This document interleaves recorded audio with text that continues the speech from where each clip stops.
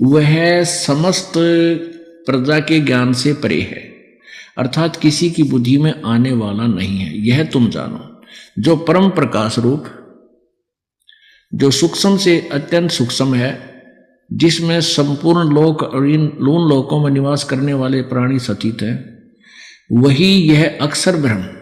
अब देखो यहां अक्षर ब्रह्म कहा है, वही सबके प्राण है, वही सबकी वाणी है और वही सबके मन है। यह वह परम सत्य और अमृत अविनाशी तत्व है।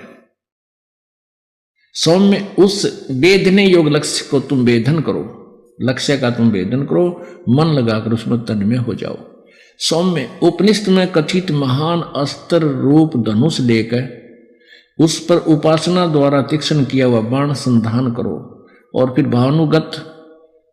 भावानुगत चित्त के द्वारा उस बाण को खींचकर उस अक्षर रूप ब्रह्म को ही लक्ष्य बनाकर वेदन करो।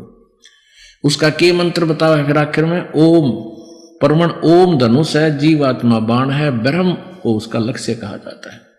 ब्रह्म आगे देखो, उस एकमात्र परमात्मा को ही जाने, दूसरी सब बातें छोड़ दे। यानी अपनी पूजा को भी नकारा करती है और किसी की पूजा नहीं, केवल ब्रह्म पूजा करें। यही अमृत रूप परमात्मा के पास पहुंचने का पुल है। संसार समुद्र से पार होने का अमृत रूप परमात्मा को प्राप्त करने का सुलभ साधन है। इस आत्मा का ओम के जप के साथ ध्यान करो।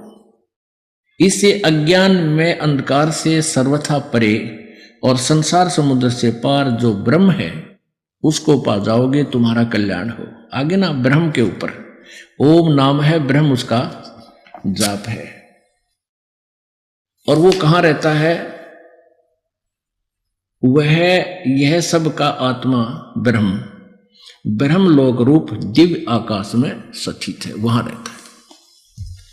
अच्छा, ये तो अब ये परमात्मा का एक सेंटेंस, वेद कतेव झूठे ना भाई, झूठे हैं जो समझे नाही, गुरु बिन काहू न पाया ज्ञाना, ज्यों थो था बुझ छड़े किसाना। गुरु बिन वेद पढ़े जो प्राणी, समझे न सार रहे अज्ञानी।